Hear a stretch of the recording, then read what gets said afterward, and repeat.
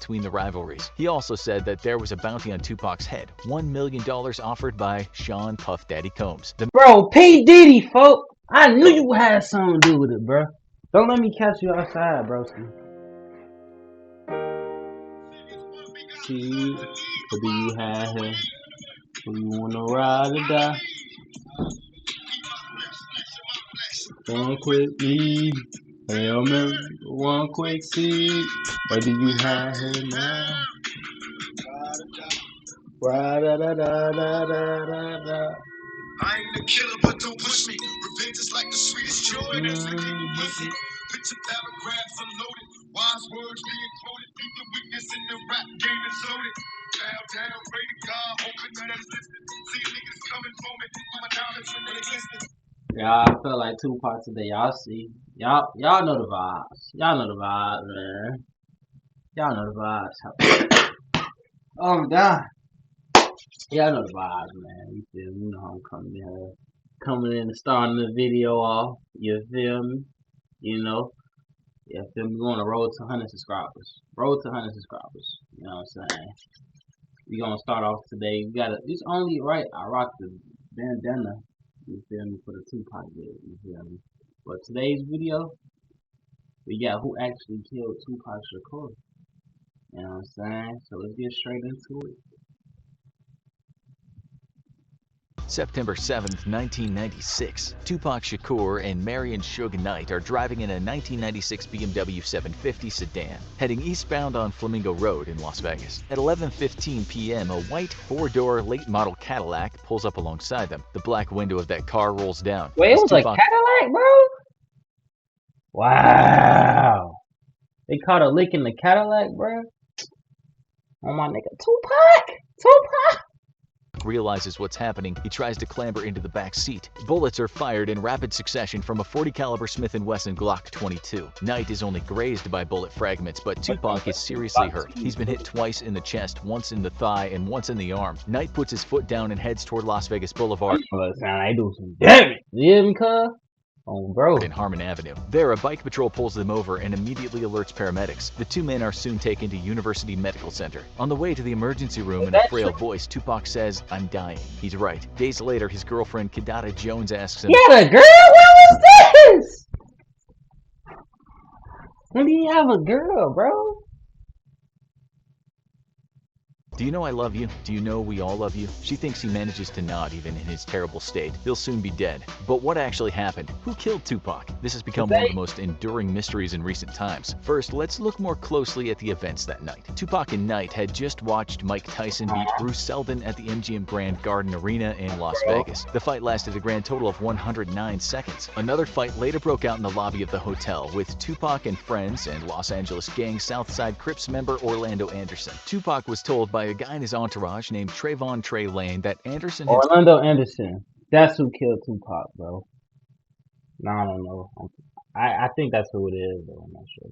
Stolen his death row chain and pendant a while back in a Foot Locker store in Compton. Lane was a member of the MOB Pyrus gang, an enemy of the Southside Crips. Tupac approached the guy and said, "You from the South?" and punched him in the face. Soon after, he told his girlfriend that this guy had started a fight with me for nothing. He also told her, "Something's up, you stay here." MGM Grand video surveillance showed Tupac, Knight, and their entourage beating Anderson until security broke it up. There must have been about 6 people kicking the guy. Bro, somebody take my chain, we gotta fight, bro. Y'all already know how I'm coming down, bro. He was down, a beating perhaps severe enough to enrage a man enough to commit murder. Just after 11 p.m., Tupac and Knight were driving down Las Vegas Boulevard, heading to Knight's Club 662, where they were pulled over by the Las Vegas Metropolitan Police Department Bike Patrol. They were told they were playing music too loud and asked why the car didn't have a license plate. There was one in the trunk, and the cops let him go. Just a few minutes later, they stopped at some traffic lights in an intersection at East Flamingo Road and Koval Lane. In the car behind were their bodyguards. There were 2 cars in front, and to their side, there was some woman in a car. Tupac rolled down the window and invited them to the club, paying little attention to what was going on elsewhere. Then that Cadillac pulled up beside them. It had California plates. Some reports state that the guy shot from the window, but others said he got out of the car. Whatever happened, 13 shots were fired at Tupac, who survived being shot 5 times just 2 years earlier. Wasn't going to survive this one. By the way, Tupac thought rapper and enemy Biggie Smalls had a... Man, that's some... You's a bitch, man. Oh, bro, like, for real, like... Motherfuckers can get their ass beat, you know what I'm saying?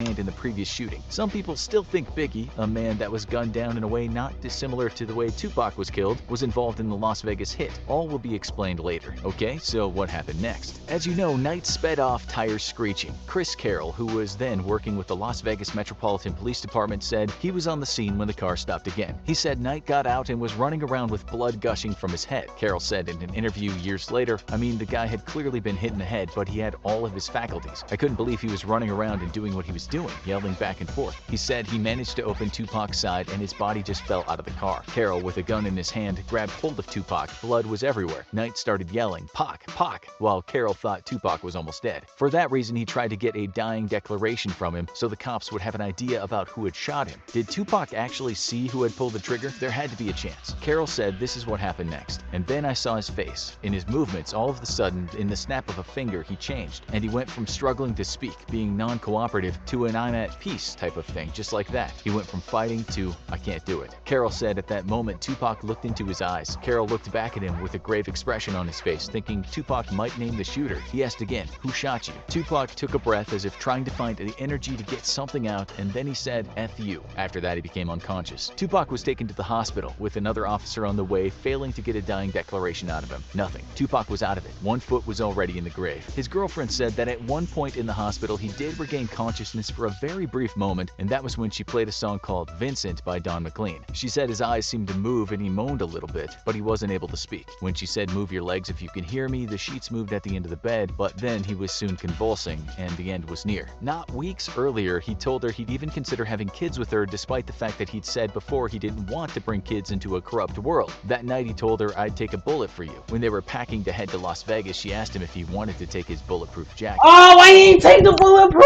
jacket? Oh, bro, why you ain't take them?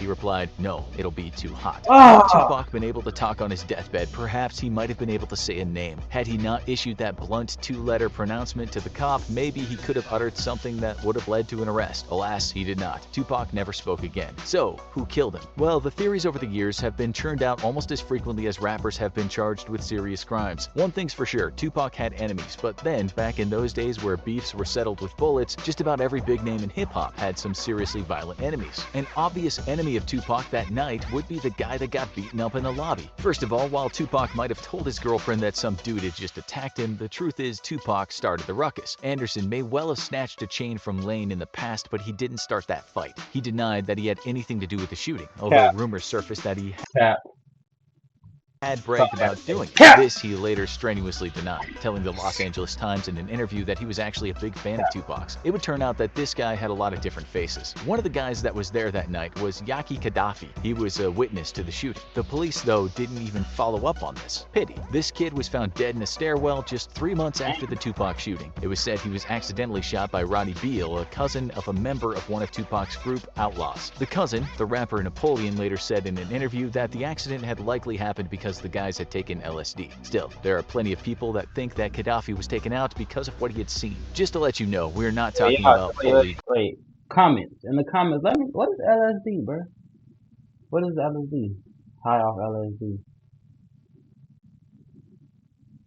Grown adults here. When Tupac was killed, he was 25 and only 23 the first time he was shot. When Gaddafi was killed, he was 19. Napoleon was also 19 when it happened, although he didn't die. Biggie Smalls was just 24 when he was killed. There's evidence that the part of the brain called the prefrontal cortex doesn't stop developing until we're 25. This is the part called the executive suite, where rationality comes from, the organic machinery that tells you to calm down and not do something stupid. You could say this had a lot to do with the murder. As for Anderson, he was gunned down in 1998 when he was 23. He attempted to get some owed money from another guy and he shot him. A firefight ensued and Orlando died as a result. So was this guy Anderson a natural-born killer? His half-brother Pooh didn't think so, saying in an interview about him, he never caused a problem. One thing about him, he was always involved in positive things. Always, always, always. He said Anderson wasn't a gangster, nor did he kill Tupac, and he was actually just a fan. Still, the Compton cops said Anderson was definitely in a gang, even though he was one of the more quiet ones and actually pretty cool. Another friend of Anderson said this about him: "We all had problems with our parents. parents. Our mothers were on crack and our dads weren't around.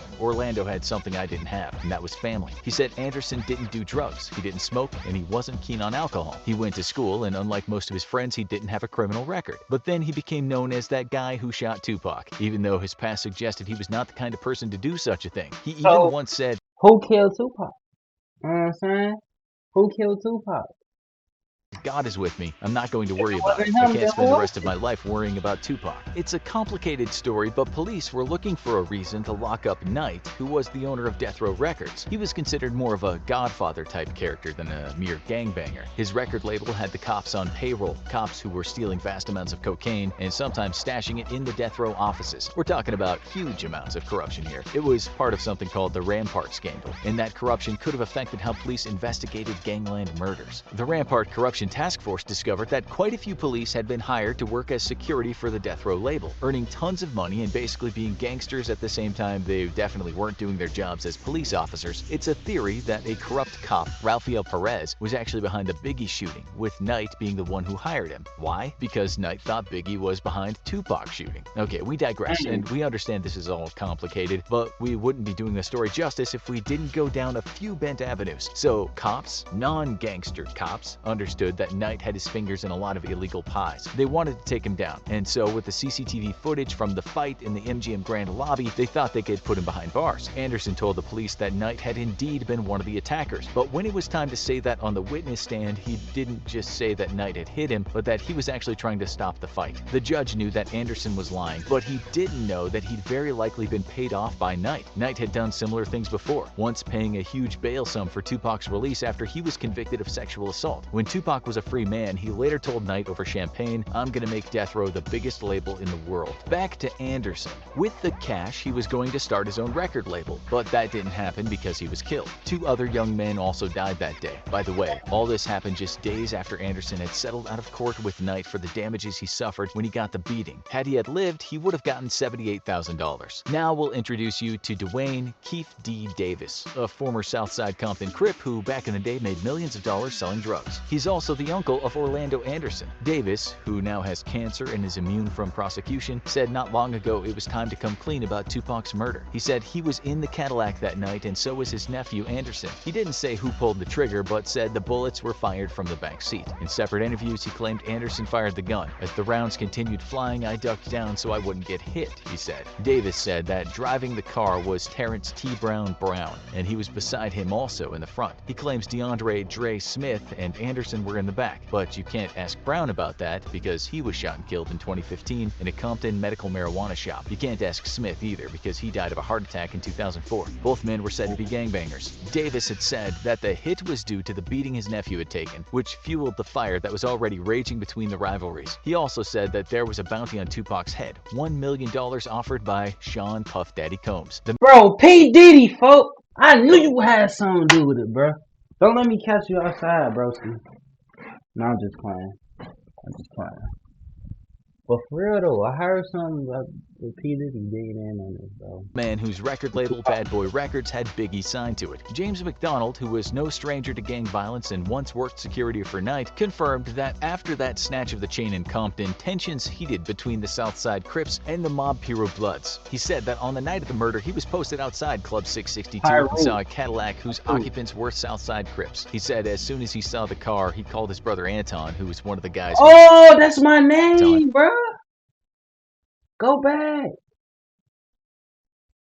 Night of the murder, he was posted outside Club 662 and saw a Cadillac whose occupants were Southside Crips. He said as soon as he saw the car, he called his brother Anton, who was one of the guys who was involved in the beating. Anton, who was later killed himself in gang violence, was warned that the South Side is in Vegas and that something is up. If you look at this case, it seems in all likelihood the shooting was just another part of the so-called thug life, with someone basically being shot over a chain and a pendant. What preceded it was violence, and what followed was violence, and all in the name of not losing face in a world where respect was paramount but vitally missing when it came to human life. The writer Rob Marriott put it perfectly. It's become obvious to anyone paying attention that the gangsta image, for all of its force and bluster, is nothing if not tragic. A myth of empowerment with the capacity to rob our generation of its potential greatness. Mr. Knight is now serving a lengthy prison term for voluntary manslaughter. According to former LAPD officer and investigator of the Biggie and Tupac murders, Greg Kading, Knight was definitely behind the killing of Biggie. In a Q&A he did on Reddit, he said he's sure Anderson pulled the trigger that night. He also thinks Puff Daddy actually did offer that bounty. Still, no one has ever been convicted of the two murders. Now, you need to watch The Most Dangerous Streets in the World,